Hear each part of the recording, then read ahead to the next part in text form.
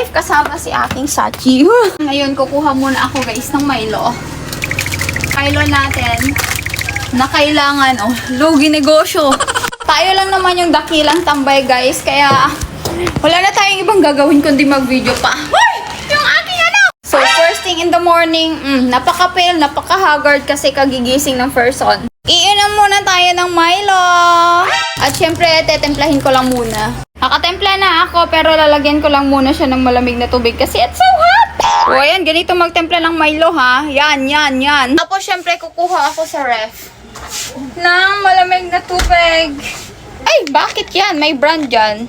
That's not. Tapos, lagyan lang natin ng malamig na tubig. Kasi hindi ka na pwedeng ngayon. Magmainit na tubig ngayon dahil napakainit na ng panahon, be. True. Nakakahiya yung suot ko kasi nga, be.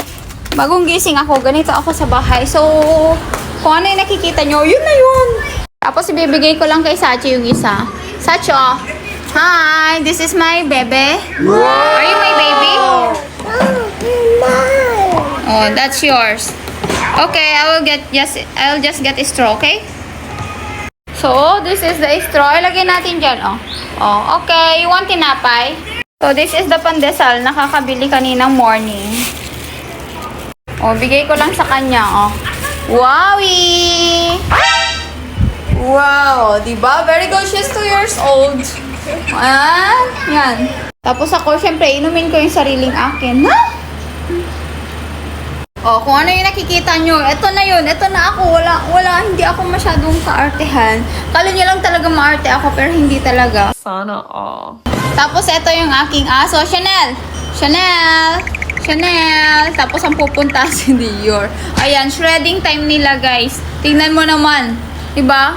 Hi! Ito si Dior. Anak sila ni Gucci. Silang both. Tapos si CK, feeling ko nasa tindahan na naman. CK!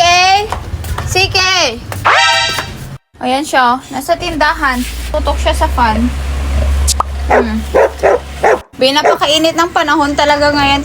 Tapos kukuha tayo pala ng ice. Like, ito yung ice. Tapos, syempre, tatapon natin to kasi madumi na. Ito yung nila.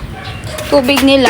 Tapos, mineral water. O, diba, mas social pa yung dumi nila kaysa sa akin. Sana all. Kasi ako, dun lang ako sa balon-balon. Pero sila sa mineral talaga. Tapos, yung ice na to, i-crack natin, syempre. Magantay ka dyan. Kunin ko lang. Ay, uminom na siya agad. I-crack natin to.